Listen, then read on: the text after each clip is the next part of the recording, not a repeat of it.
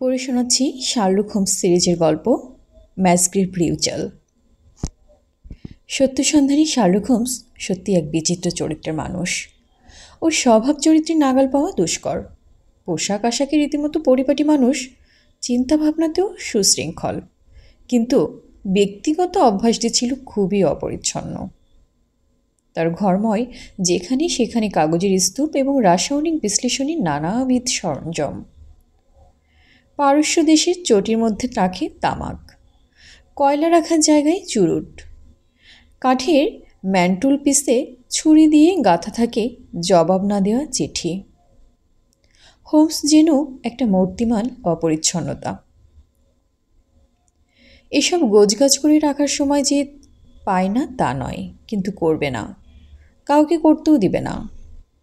কুড়ির বাদশার মতো চেয়ারে বসে হয় বইতে মুখ গুজে থাকবে, নয়তো দিনরাত বেহালার ছড় টানবে। একদিনে তো অদ্ভুত এক কাণ্ড করেছিল। চেয়ারে বসে পিস্তল ছুঁড়ে দেয়ালের চুনকাম খসিয়ে ভি আর অক্ষর দুটি ফুটিয়ে তুলেছিল। পুরনো মালামাল কাগজপত্র একটা বাক্সে রাখত না। 9 মাসে 6 মাসে হুট করে হয়তো মনে পড়ত, তখন সেই বাক্সটা এনে নিয়ে বসত। অপরিসীম ধৈর্য দেখতাম তখন। মেঝে থেকে কাগজপত্র কুড়িয়ে আলাদা করে ফিতে দিয়ে বাঁধত, ক্রমিক সংখ্যা দিত, তারপর কৃপণীর গুপ্তধনের মতো পরম যত্নে বাক্সবন্দি করে রেখে দিত। কিন্তু ওই পর্যন্তই, তারপর অনেক দিন আর ওসবে হাত দেবার কথা ভুলেও মনে করত না।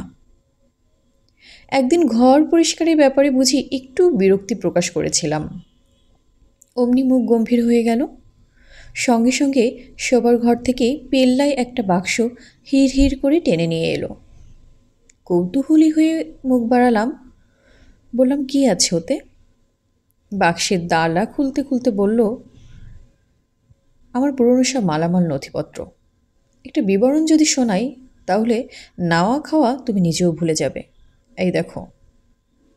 বলতে বলতে বার করলো দলা পাকানো একটা কাগজ, একটা সেকেলি পেতেলের চাবি আর একটা কাঠের গোজ। সেটার সঙ্গে আবার সুতো দিয়ে বাঁধা রয়েছে 3টে ধাতুর টুকরো। এই হলো মাসাগ্রেভ কথামালার স্মারক। এরপর আর কি, ঘর গোছানো মাথায় থাকলো। যথারীতি হোমস আর তার জীবনের অসাধারণ এক মামলার অবতারণা করল। আমিও গুছিয়ে বসলাম। গ্লোরিয়া স্কট মামলা থেকেই ভবিষ্যৎ জীবিকার পথ নিদর্শন পেয়ে গিয়েছিলাম। চলে এলাম লন্ডনে। বাসা নিলাম ব্রিটিশ মিউজিয়ামের কোণে মন্টেগু এস্টেটে। শুরু হলো জীবন ও জীবিকা। গোড়ার দিকে ছাত্রবন্ধুদের যোগাযোগে কেস আসতো 9 মাসে 6 মাসে। বেশিরভাগ সময় মিউজিয়ামে পড়াশোনা করে কাটাতাম, নিজেকে তৈরি করতাম। এই সময়ে জীবনের 3 নম্বর মামলা হাতে পাই, এই ম্যাসগ্রেভ কথামালা মামলা। রেজিন্যাল্ড ম্যাসগ্রেভ আমার সঙ্গে কলেজে পড়ত। বনেদি বংশের ছেলে। উত্তরাঞ্চলে সুপ্রাচীন ম্যাসগ্রেভ বংশের একটা শাখা বিচ্ছিন্ন হয়ে এসে প্রতিষ্ঠিত হয়েছিল পশ্চিম সাসাক্সের হালস্টন। রেজিন্যাল্ড ছিল সেই বাড়ির বংশধর। কলেজ থেকে বেরিয়ে বছর 4 ওর সঙ্গে কোনো যোগাযোগ ছিল না। হঠাৎ একদিন আমার নতুন বাসায় এসে হাজির। কলেজে আমার কাণ্ডকীর্তি অনেক দেখেছে, তাই এতদিন পরেই নিজের এক সমস্যা নিয়ে খুঁজে খুঁজে এসে হাজির। সমস্যা তার খুবই গুরুতর। পুলিশও হালে পানি পাচ্ছে না। বলল, বাবা মারা যাবার পর আমাদের পুরনো আমলের বাড়ি আঁকড়ে পড়ে আছি। বিয়ে থা করিনি, চাকর বাকররাই যা করবার করে। ঘরকন্যা ঝি, রান্নার লোক, 2জন দারোয়ান, চাকর, বাগান আর আস্তাবল দেখাশোনার লোক সবাই আছে। এদের মধ্যে সবচাইতে পুরনো লোক বাটলার ব্রান্টন। আগে স্কুল মাস্টারি করত, সুন্দর চেহারা, ব্যবহার ভালো, গুণও অনেক। কয়েকটা ভাষায় কথা বলতে পারে, যে কোনো বাজনা বাজাতে পারে। 20 বছর আমাদের বাড়িতে রয়েছে। বয়স 40-এর কোঠা এখনও ছাড়ায়নি। ব্রান্টনের একটাই দোষ, মেয়েদের প্রতি দুর্বলতা। বউ মারা যাবার পর থেকে স্বভাবটা আরও দুর্দান্ত হয়ে পড়েছে। আমাদের ঝি র্যাচেলকে বিয়ে করবে বলে সব ঠিকঠাক। তারপরই আরেকটি মেয়েকে নিয়ে মেতে উঠল। ওই থেকে ব্রেন ফিভার হয়ে গেল র্যাচেলের। অত সুন্দর মেয়েটি ভুগে ভুগে কঙ্কালসার হয়ে গেল। আতপাগলের মতো এখন বাড়িময় ঘুরে বেড়ায়। ব্রান্টনের গুণ যেমন, বুদ্ধিও তেমনি প্রখর। বেশি বুদ্ধি থাকলে যা হয়, সব ব্যাপারেই তার কৌতূহল। যা জানার কথা নাই তাও জানতে চাইত। এই করেই চাকরিটা খোয়ালো শেষ পর্যন্ত। গত বৃহস্পতিবার রাতের ঘটনা। ঘুম আসছিল না। আধপড়া একটা উপন্যাসে বিলিয়ার্ড রুমে রেখে এসেছিলাম। শুয়ে শুয়ে উপন্যাসটা শেষ করব মনে করে বইটা আনতে চাইলাম। লাইব্রেরি ঘরের পাশ দিয়ে বিলিয়ার্ড রুমে যেতে হয়। যেতে যেতে লাইব্রেরি ঘরে আলো জ্বলতে দেখে সন্দেহ হলো। চোর টোর ঢুকলো কিনা দেখার জন্য লাইব্রেরি ঘরের দরজার পাশে এসে দাঁড়ালাম। দেখি ইজি চেয়ারে বসে ঘাড় হেড করে ম্যাপের মতো একটা কাগজ দেখছেন ব্রান্টন। গায়ে পূর্ণ পোশাক, রাতের পোশাক নয়। স্তম্ভিত হয়ে ওর কাণ্ড দেখতে লাগলাম। ম্যাপখানা দেখে শেষ করে উঠে গিয়ে দেরাজির খোপড়ি থেকে আর একটা কাগজ বার করে আনলো। তারপর আলোর পাশে মেলে ধরে তন্ময় হয়ে পড়তে লাগলো। পারিবারিক কাগজপত্র নিয়ে ওভাবে নাড়াচাড়া করতে দেখে রাগে ঘৃণায় শরীর জ্বলে গেল আমার। ঘরে গিয়ে ঢুকলাম। সঙ্গে সঙ্গে চেয়ার থেকে ছিটকে দাঁড়িয়ে পড়ল ব্রান্টন। ভয়ে মুখ রক্তশূন্য হয়ে গেল। ওর মধ্যেই ম্যাপের মতো কাগজটা ভাঁজ করে বুক পকেটে নিয়ে নিল। কড়া গলায় শাসিয়ে বললাম, এত বড় স্পর্ধা আমি সহ্য করব না। কাল সকালেই যেন বাড়ি ছেড়ে চলে যায়। মাথা নিচু করে ঘর থেকে বেরিয়ে গেল ব্রান্টন। কি পড়েছিল দেখবার জন্য টেবিলের কাছে গিয়ে দেখলাম সাধারণ একটা কাগজ। ম্যাসগ্রেভ কথামালা। আমাদের বংশে কে কবে শোলকের মতো কতগুলো কথা লিখে রেখে গেছেন, বংশের সকলেই সাবালক হলে লেখাগুলো একবার করে পড়তে হয়। এছাড়া এগুলোর আর কোনো দাম নেই। ঘর থেকে বেরিয়ে পাল্লা বন্ধ করছি এমন সময় ব্রান্টন এসে কাকতি মিনতি করতে লাগলো। একটা মাস যাতে সময় দেওয়া হয় তাকে। চাকরি থেকে ছাঁটাই করা হয়েছে। লোকে জানতে পারলে লজ্জা মুখ দেখাতে পারবে না। বললাম, তোমার মতো বদচরিত্রের লোককে একদিনের জন্য বাড়িতে রাখা যায় না। কোকিয়ে উঠে কাতরভাবে 15টা দিন সময় চাইল। শেষ পর্যন্ত বললাম, অনেক দিন এবারে নুন খেয়েছ, 5 জনের কাছে তোমায় মাথা হেট করাবো না।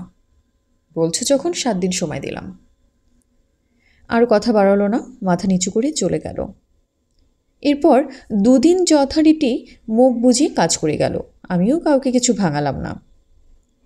3য় দিনে সকালে রোজকার মতো সারাদিনের কার্যতালিকা নিতে এলো না। সামনে র্যাচেলকে দেখতে পেয়ে বললাম, নিচে গিয়ে ব্রান্টনকে পাঠিয়ে দিতে।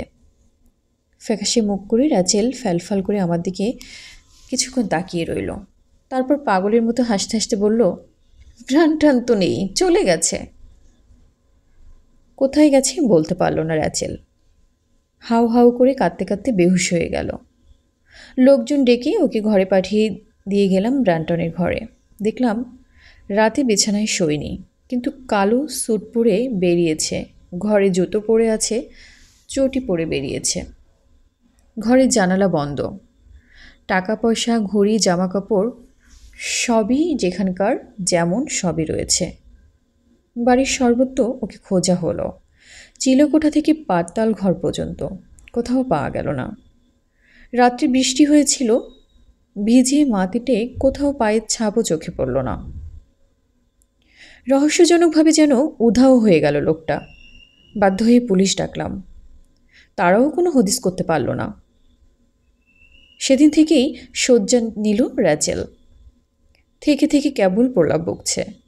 ওর জন্য দিনে রাতে নার্স নিয়োগ করতে হলো। 3য় রাতে নার্স চেয়ারে ঘুমিয়ে পড়েছিল। সকালে উঠে দেখে র্যাচেল নেই। জানালার নিচ থেকে ওর পায়ের ছাপ পাওয়া গেল। সোজা গিয়ে শেষ হয়েছে হ্রদের ধারে। হ্রদের জলে জাল ফেলা হলো, কিন্তু র্যাচেলকে পাওয়া গেল না। জালে উঠে এলো একটা কাপড়ের থলি। তার মধ্যে পাওয়া গেল কতগুলো ধাতুর টুকরা আর ম্যাটমেটে রঙের কাঁচ। হোমস সেই থেকে আজ পর্যন্ত ব্রান্টন বা র্যাচেলের কোনো হদিস পাওয়া যাচ্ছে না। পুলিশ বেদম হয়ে পড়েছে। শুনেছি কলেজে থাকতে যে সব ভেলকি দেখিয়ে তাক লাগিয়ে দিতে, সেই সব কায়দায় অনেকই সমস্যার সমাধান করেছো, তাই ছুটে এসেছি তোমার কাছে।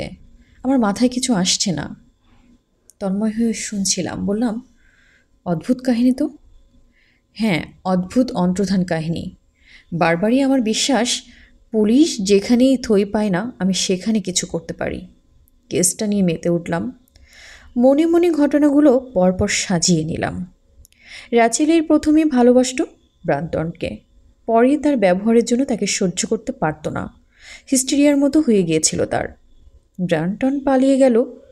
পরে র্যাচেলও হ্রদের জলে কতগুলো অদ্ভুত জিনিসে বোঝাই একটা থলি ফেলে উধাও হয়েছে। ব্রান্টন যে কাগজখানা দেখছিল, ম্যাসক্রিপ সেটি সঙ্গে এনেছিল। ম্যাসক্রিপ কথামালা, ছড়ার আকারে লেখা বিচিত্র কতগুলো প্রশ্ন উত্তর। সাবলক হবার পর ম্যাসক্রিপ বংশধরদের বাধ্যতামূলকভাবে পড়তে হতো। অটসন, শোনো, তোমাকে পড়ে শোনাচ্ছি। এটা বলো কার, যে বিগত তার, পরে পাবে কে, যে আসবে সে।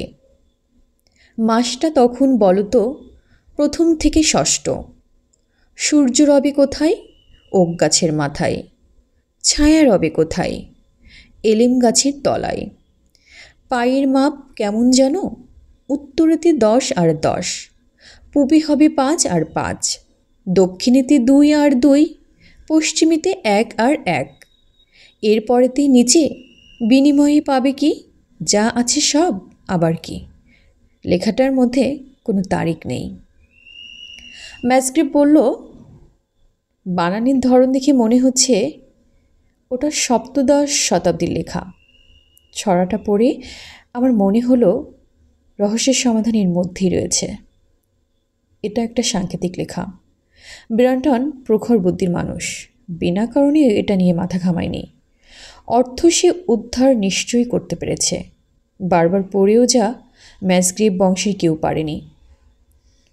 ম্যাপটার সঙ্গে ছড়ার কথা মিলিয়ে দেখছিল যখন, সেই সময় ম্যাসগ্রেভটাকে ধরে ফেলে।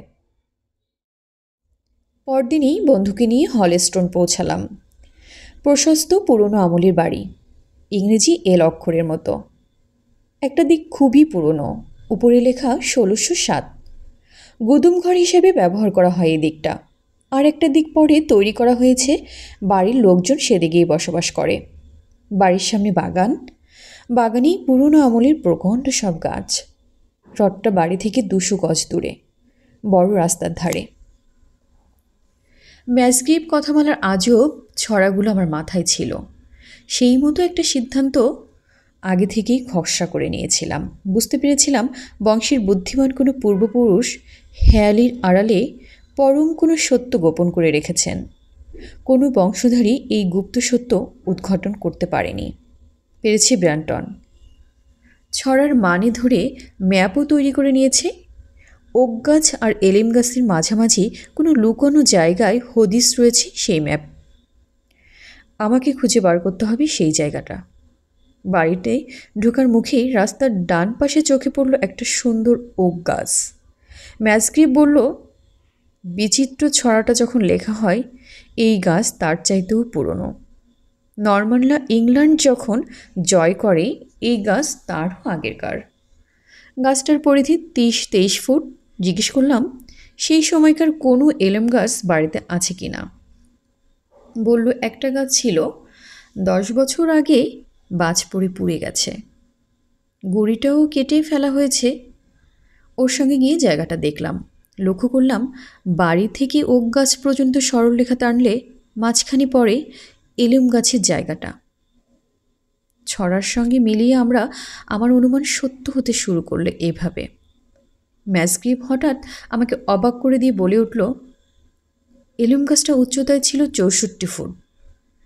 ট্রিগনোমেট্রির অঙ্ক শেখার পরে বাগানের সবকটা গাছের উচ্চতা আমি বার করেছিলাম, তাই মনে আছে। জিজ্ঞেস করলাম, ব্রান্টন কখনই এই গাছটার উচ্চতা জানতে চেয়েছিল? বলল, মাস কয়েক আগে একদিন জানতে চেয়েছিল। সহিসের সঙ্গে কী নিয়ে তর্ক হয়েছিল, তখন জিজ্ঞেস করেছিল এলেম গাছটার কত উঁচু ছিল। বুঝতে পারলাম আমরা তদন্ত ঠিক পথেই চলছে। আকাশের দিকে তাকালাম। কিছুক্ষণের মধ্যেই সূর্য ওক গাছের মাথায় নেমে আসবে। আশ্চর্য, কথামালার একটা কথা তাহলে মিলে যাবে। এবারে দেখতে হবে এলম গাছের ছায়ায় শেষ পর্যন্ত কোথায় পৌঁছায়। কিন্তু এলম গাছটা নাই, ঘোরতর সমস্যা। কিন্তু তারও সমাধান করে ফেললাম সঙ্গে সঙ্গে। কাঠের একটা গোছ বানিয়ে নিলাম।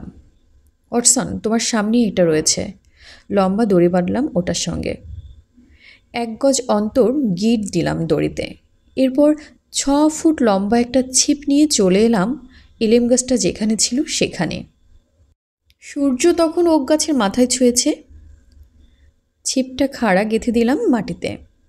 9 ফুট লম্বা ছায়া পড়ল মাটিতে। এরপর জলের মতো হিসেব মিলে গেল। 6 ফুট লম্বা ছিল ছিপের ছায়া। যদি হয় 9 ফুট লম্বা, তবে 64 ফুট লম্বা গাছের ছায়া দাঁড়াচ্ছে 96 ফুট। একই লাইন বরাবর পড়বে সেই ছায়া। 96 ফুট মেপে বাড়ির দেয়ালের কাছে গিয়ে পৌঁছালাম। গোছটা পুঁততে গিয়ে দেখলাম সহজেই মাটিতে ডেবে যাচ্ছে। বুঝতে কষ্ট হলো না, ব্রান্টন আগেই এখানে চিহ্ন দিয়েছিল। এবারে এখান থেকে উত্তর পূর্ব দক্ষিণ পশ্চিমে পা ফেলে এগোতে হবে। একটা কম্পাস নিয়ে দিক ঠিক করে নিলাম। বাড়ির সমান্তরালে বাঁ পায়ে 10, ডান পায়ে 10 পা এগিয়ে একটা খুঁটা পুঁতলাম। সেখান থেকে হিসেব মতো 5 পা পূবে, 2 পা দক্ষিণে এগিয়ে পৌঁছে গেলাম সেকালের দরজার সিঁড়ির গোড়ায়। এবারে পশ্চিমে 2 পা ফেললেই পা পড়ছে পাথর বাঁধানো গলি পথে। সবটা জায়গায় নিরেট, ফাটল বা চির চোখে পড়ল না। হিসেবে গোলমাল হয়ে গেছে বুঝতে পারলাম। কথামালার ছড়া লেখা কাগজটা বার করে মাসগ্রেভ আমার ভুল ধরিয়ে দিল। বলল, হোমস, দেখো কি লেখা আছে। তারপরেতে নিচে নিশ্চয়ই পাতাল কুঠুরির কথা বলা হয়েছে। পায়ের তলাতেই কিন্তু পাতাল কুঠুরি রয়েছে। ঘোরানো সিঁড়ি দিয়ে তক্ষুনি নিচে নেমে গেলাম। পা দিয়েই বোঝা গেল আগেও সেখানে লোক এসেছে। একটা পিপের উপরে লণ্ঠনটা রেখে কাজে নেমে পড়লাম। আগে এই পাতাল কুঠুরিতে কাঠ রাখা হতো। মাঝখান থেকে কাঠ সরিয়ে লোহার আংটা লাগানো একটা পাথরের চাই বসানো হয়েছে এখন। জং ধরা আংটাটা জড়িয়ে আছে একটা চিক কাটা মাফলার। মাফলারটা ব্রান্টনের। ম্যাসগ্রোভ দেখেই চিনতে পারল। দুজন পুলিশের সামনে আংটাটা ধরে পাথরটা একপাশে সরিয়ে রাখা হলো। এরপর তলার গর্তের মুখে লণ্ঠন নামিয়ে দিলাম। ছোটোখাটো একটা কুঠুরি তলাতে। এক কোণে পিতলের পাত দিয়ে মোড়া একটা কাঠের বাক্স চোখে পড়ল। ডালাটা খোলা। বাক্সের গায়ে যে চাবি লাগানো ছিল, ওয়াটসন, ওটাই সেই চাবি। আর এই যে মুদ্রাটা দেখছো, এই রকমের অনেকগুলো সেকেলে মুদ্রা ছিল বাক্সটার ভিতরে। হঠাৎ নজরে পড়ল একপাশে বাক্সের গায়ে মাথা ঠেকিয়ে দুপাশে 2 হাত ছড়িয়ে হুমড়ি খেয়ে বসে আছে একটা নিষ্প্রাণ দেহ, মনুষ্যমূর্তি, পরনে কালো স্যুট। দেখি চেঁচিয়ে উঠল ম্যাসগ্রেভ, ওই তো ব্রান্টন। ব্রান্টনের মৃতদেহটা আবিষ্কৃত হবার পর সমস্যা আরও ঘোরালো হয়ে দাঁড়ালো। ম্যাসগ্রেভ কথামালার রহস্য, র্যাচেল ব্রান্টনের মৃত্যুর কারণ, সব মিলিয়ে এক অদ্ভুত জট পাকানো সমস্যা। বাধ্য হয়ে ভাবতে বসলাম, ব্রান্টনের জায়গায় নিজে হলে কি কি ঘটনা ঘটতে পারত। আমার প্রচলিত পদ্ধতি। এবারে কল্পনার সিঁড়ি ধরে এগোতে লাগলাম। ব্রান্টন বুঝতে পেরেছিল পাতাল কুঠুরিতে মহামূল্য কিছু লুকানো আছে, তাই একাই সেটা আত্মসাৎ করার মতলব করল। পাতাল ঘরের অত বড় পাথর কিন্তু একার পক্ষে অসম্ভব, একজন সঙ্গী দরকার হয়ে পড়ল। কিন্তু এমন একটা কাজে সকলকে বিশ্বাস করা যায় না। বাড়িতেই বিশ্বাস করতে পারে একমাত্র র্যাচেলকে। সে জানে র্যাচেল তাকে ভালোবাসে, সুতরাং মিষ্টি কথায় বশ করল র্যাচেলকে। নিয়ে এলো পাতাল কুঠুরিতে। পাতাল কুঠুরির মেঝেই পড়ে থাকা কাঠগুলো পরীক্ষা করে এর পরের জট খুললাম। কেবল র্যাচেলকে সঙ্গী করে অত বড় পাথর সরাতে গিয়ে কি অমানসিক পরিশ্রম করতে হয়েছিল ব্রান্টনকে, সেই প্রমাণও পেয়ে গেলাম। কতগুলো চ্যাপ্টা হয়ে যাওয়া কাঠ পেলাম, তার মধ্যে একটা 1 ফুট 3 লম্বা কাঠের একদিকে চ্যাপ্টা হয়ে গেছে, এগুলো দেখেই বুঝতে পারলাম ভারী পাথরটা একটু একটু করে টেনে তুলে ফাঁকের মধ্যে কুচো কাঠের ঠেস দিয়েছিল। এভাবে পাথরটা কিছুটা উঠে এলে গুঁড়ি মেরে ফাঁক দিয়ে ভিতরে ঢুকেছে। তারপর আংটার গায়ে বড় কাঠখানা ঢুকিয়ে পাথরের ঠেস দিয়ে রেখেছিল। সে কারণেই পাথরের চাপে কাঠের একটা দিক চেপটে গেছে। ব্রানটনকে তো ভিতরে ঢোকালাম, এবারে কি করবে ভাবতে লাগলাম। র্যাচেল দাঁড়িয়ে আছে উপরে, বাক্স খুলে ভিতরে জিনিসপত্র বার করে ব্যাচেলের হাতে পাচার করলো। এবারে ব্রানটন মরবে, কিন্তু কিভাবে? অনেক সম্ভাবনা মাথায় এলো। সব ঝাড়াই বাছাই করে দুটো যুক্তিসঙ্গত সম্ভাবনা পেলাম যেভাবে ব্রানটনের মৃত্যু হতে পারে। হাতে মূল্যবান সম্পদ পেয়ে র্যাচেলের মনে প্রতিশোধ স্পৃহা জেগে উঠতে পারে। যে লোকটি তাকে চরম বিশ্বাসঘাতকতা করেছে, যার জন্য তাকে আজ চরম দুরবস্থায় পড়তে হয়েছে, তাকে উপযুক্ত শাস্তি দেবার একটা মোক্ষম সুযোগ পেয়ে আংটায় লাগানো কাঠখানা ঠেলে সরিয়ে দিয়েছে সঙ্গে সঙ্গে। পাতাল কুঠুরিতে জীবন্ত কবর হয়ে গেল ব্রানটনের। এই একটা সম্ভাবনা। দ্বিতীয়টি হলো আপনা থেকেই কাঠ সরে গিয়ে পাথর পড়ে গিয়ে গর্তের মুখ বন্ধ হয়ে গিয়েছিল। ওয়াটসন, জানি না কি ঘটেছিল, তবে কল্পনা করতে পারি যে কোনো একটি কারণে লোভী ব্রানটন পাতাল গহ্বরে আটকা পড়েছিল। লাথি ঘুষি মেরে মরিয়া হয়ে পাথর সরবার চেষ্টা করেছিল, কিন্তু শেষ পর্যন্ত দম আটকিয়ে ওখানে শেষ হয়ে পড়েছিল। আর র্যাচেল, সে থলি হাতে নিয়ে পাগলের মতো হাসতে হাসতে দৌড়ে বেরিয়ে এসেছিল বাইরে। পরদিন সকালে এ কারণেই এমন ফ্যাকাশে হয়ে গিয়েছিল। কখনো হেসেছে, কখনো কেঁদেছে, পরে জ্ঞান হারিয়ে ফেলেছে। এরপর সুযোগ পেয়ে পালিয়েছে। যাবার আগেই পাথরের নুড়ি আর ধাতুর টুকরো ভর্তি থলেটা ফেলে দিয়ে গেছে হ্রদের জলে। পাতাল কুঠুরিতে বসেই 20 মিনিট ধরে পুরো ঘটনাটা মনে মনে সাজিয়ে নিলাম। ম্যাসগ্রেভ থ হয়ে দাঁড়িয়ে রইল পাশে। ইতিমধ্যেই ব্রানটনের দেহ গর্ত থেকে সরিয়ে নিয়ে যাওয়া হয়েছিল। লণ্ঠনীয় আলোতে মুদ্রাগুলোর দিকে তাকিয়ে ম্যাসগ্রেভ বলল, মুদ্রাগুলো প্রথম চার্লসের আমলের। অমনি ছড়ার প্রথম কথা দুটো মনে পড়ে গেল। দুই বন্ধু ছুটে পড়ার ঘরে গেলাম। হ্রদের জল থেকে তুলে থলেটা ওখানেই রাখা হয়েছিল। আমার বিশ্বাস হলো প্রথম চার্লসের আরও সম্পদ ওই থলিতে পাওয়া যাবে। থলেটা উপর করতেই একগাদা কালচে ছোপ লাগা ধাতুর টুকরো আর ম্যারমেরে অনুজ্জ্বল পাথর টেবিলে পড়ল। একটা তুলে নিয়ে জামার হাতায় ঘষলাম।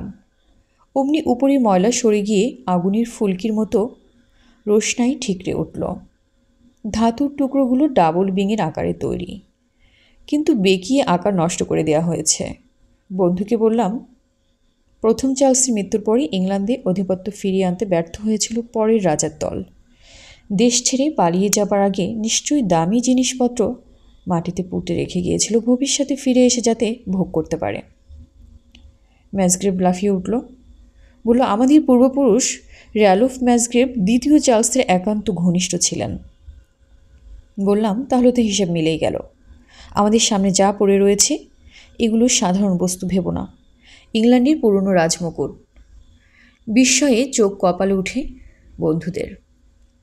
তখন তাকে বুঝিয়ে দিলাম ছড়ার প্রথম আর দ্বিতীয় কথার মানে।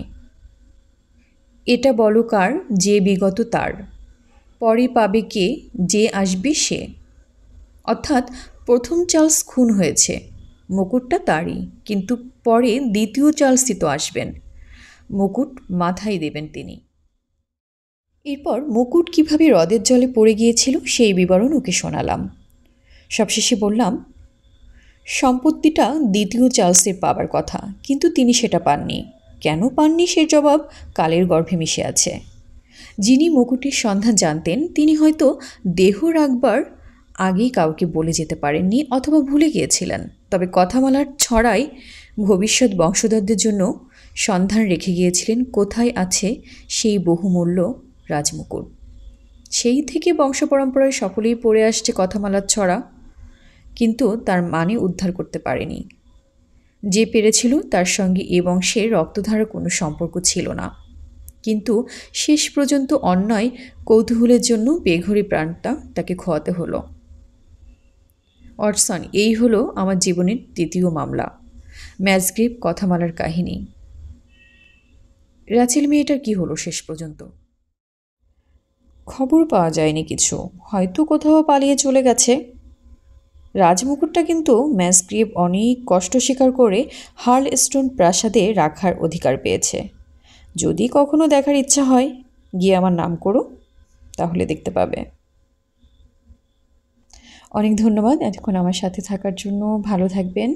আর কী ধরনের গল্প আপনারা শুনতে চান জানাবেন।